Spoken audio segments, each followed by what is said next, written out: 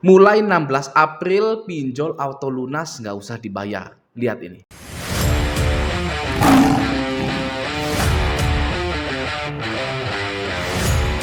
Sebenarnya dari awal pinjol itu tidak pernah dijadikan pengganti produk pinjaman dari bank, leasing, dan koperasi. Tidak pernah. Ya, istilahnya pinjol ini sudah dianaktirikan duluan. Ya, kenapa dianaktirikan? Ya karena baru kali ini ada yang namanya hutang setelah 3 bulan galbay maka hutang itu dianggap hangus. Ya, Anda tahu berita itu? Kalau belum tahu nanti akan saya tampilkan di video ini. Ya, lalu kenapa pinjol ini dia anaktirikan? Pinjol itu kan praktis, ya modal KTP, mangap-mangap, selfie, ya kan tengok kiri kanan itu langsung cair. Oke.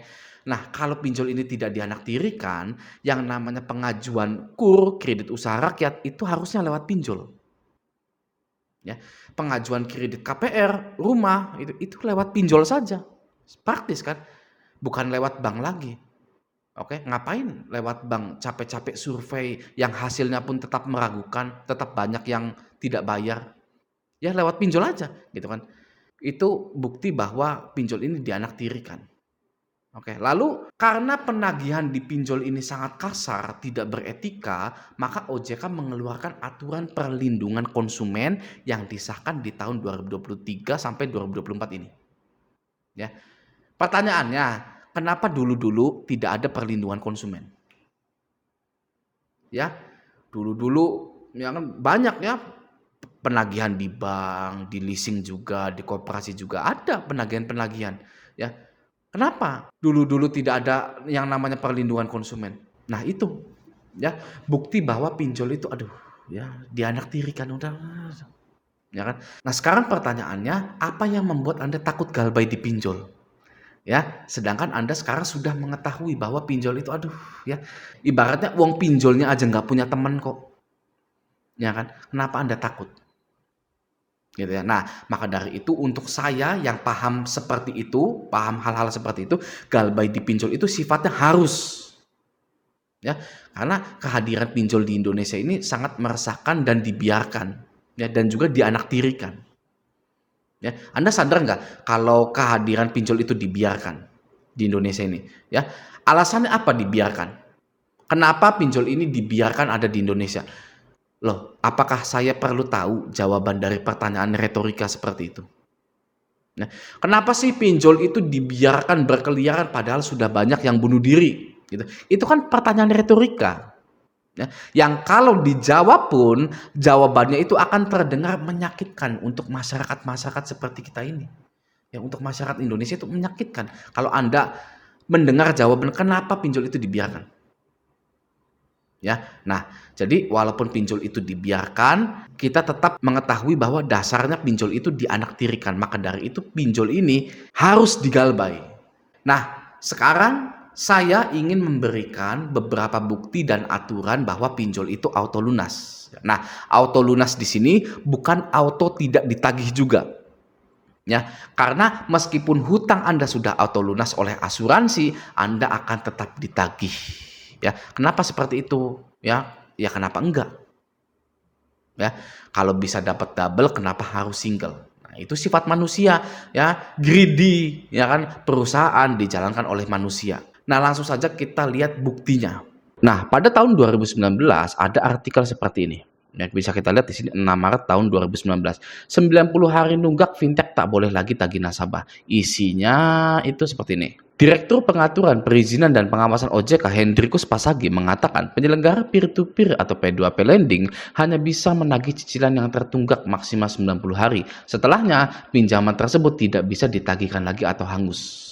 Coba Anda bayangkan, ada sebuah perusahaan pembiayaan yang memberikan pinjaman kepada nasabah atau masyarakat Indonesia, tapi setelah 90 hari nasabah itu gagal bayar, maka pinjaman tersebut tidak bisa ditagihkan lagi atau hangus. Nah, itu adalah bukti bahwa pinjol itu dianaktirikan.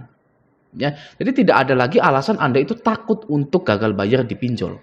Dan hal ini itu sudah diterbitkan pada tahun 2019 loh. Ya, ini berapa tahun yang lalu? Sekarang sudah tahun 2024. Hampir 5 tahun yang lalu ya.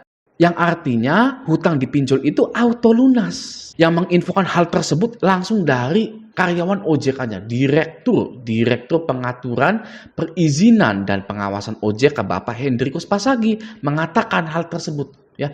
Pinjaman tersebut tidak bisa ditagihkan lagi atau hangus. Nah, pinjol tetap menagih, ya kan, walaupun memang sudah hangus. Jadi hal tersebut, hal yang krusial seperti ini itu dilupakan oleh kita ini, karena kita sangat sibuk dengan rasa takut kita, ya.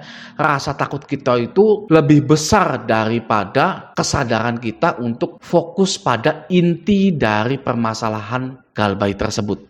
Ya, kesadaran kita juga harusnya berfokus pada solusinya, ya, bukan hanya pada ketakutannya saja. Nah, tadi tahun 2019, ya, kita langsung tarik ke tahun 2023, ya, tahun 2023 dan tahun 2024. Ini, ya, ini ada surat edaran Otoritas Jasa Keuangan Republik Indonesia nomor 19 tahun 2023. Gitu. Nah, kita langsung cari asuransi. Nah, di sini, ya. Jadi di nomor 6 berbunyi seperti ini. Pengalihan resiko pendanaan atau gagal bayar sebagaimana dimaksud pada angka 1 huruf D dapat dilakukan melalui mekanisme asuransi atau penjaminan. Jadi jika ada gagal bayar, silahkan dialihkan menggunakan asuransi, ya, yang artinya ya auto lunas. Ya, kita nggak usah berpikir yang ribet-ribet lah, ya kan. Di sini sudah jelas pengalihan resiko pendanaan dialihkan. Arti pengalihan resiko pendanaan di sini kan kalau galbay segera dialihkan ke asuransi. Nah itu, ya, auto lunas itu, ya kan. Nomor 7, nih ada lagi nih, ya. Dalam melakukan pengalihan resiko pendanaan sebagaimana dimaksud pada angka 6 ini, ya, penyelenggara atau perusahaan pinjol dapat bekerja sama dengan perusahaan asuransi atau perusahaan penjaminan yang memiliki izin usaha dari Otoritas Jasa Keuangan sesuai dengan ketentuan perundang-undangan, ya. Jadi mulai hari ini tanggal 16 April tahun 2024 fix pinjol akan mengautolunaskan hutang-hutang Anda. Ya, tidak ada lagi ketakutan-ketakutan yang semu. Sumber utama dari rasa takut Anda itu adalah WA Anda atau HP Anda. Ya, karena Anda masih pakai WA yang Anda daftarkan ke pinjol, maka Anda masih ditagih oleh pinjol itu. Solusinya ganti nomor WA-nya. Di video kali ini kita semua menyadari bahwa rasa takut mengalihkan kita terhadap solusi yang sudah ada. Ya, ini sangat miris sekali. Ya, sangat miris sekali. Ketakutan bisa mengarahkan kita pada hal-hal yang tidak sepatutnya kita lakukan. Ya, kita lihat contohnya itu di korban-korban pinjol yang mengakhiri hidupnya atau bunuh diri. Gitu, ya. Sebenarnya solusinya sudah ada, tapi karena kita selalu memprioritaskan rasa takut tersebut, bahkan solusinya itu sudah diinfokan oleh otoritas yang berwenang, tidak berlaku di otak kita. Nah, bagi Anda yang sudah galbay sampai hari ini, saya ucapkan selamat, karena kita semua adalah orang yang bisa bertahan, survive dari malapetaka ini. Gitu, ya. Nah, semoga kita tetap konsisten untuk selalu bertahan. Oke, ya, nah semoga video ini bermanfaat. Sampai jumpa di video selanjutnya.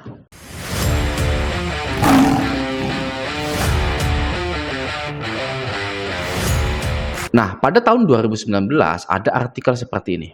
Ya, bisa kita lihat di sini 6 Maret tahun 2019. 90 hari nunggak fintech tak boleh lagi tagih nasabah. Isinya itu seperti ini. Direktur Pengaturan Perizinan dan Pengawasan OJK Hendrikus Pasagi mengatakan penyelenggara peer-to-peer atau P2P lending hanya bisa menagih cicilan yang tertunggak maksimal 90 hari. Setelahnya, pinjaman tersebut tidak bisa ditagihkan lagi atau hangus. Coba Anda bayangkan, ada sebuah perusahaan pembiayaan yang memberikan pinjaman kepada nasabah atau masyarakat Indonesia, tapi setelah 90 hari nasabah itu gagal bayar, maka pinjaman tersebut tidak bisa ditagihkan lagi atau hangus. Nah, itu adalah bukti bahwa pinjol itu dianaktirikan. Ya, jadi tidak ada lagi alasan Anda itu takut untuk gagal bayar di pinjol. Dan hal ini itu sudah diterbitkan pada tahun 2019 loh. Ya, ini berapa tahun yang lalu? Sekarang sudah tahun 2024. Hampir 5 tahun yang lalu, ya. Yang artinya hutang dipinjol itu auto lunas. Yang menginfokan hal tersebut langsung dari karyawan OJK-nya, Direktur Pengaturan Perizinan dan Pengawasan OJK Bapak Hendrikus Pasagi mengatakan hal tersebut, ya.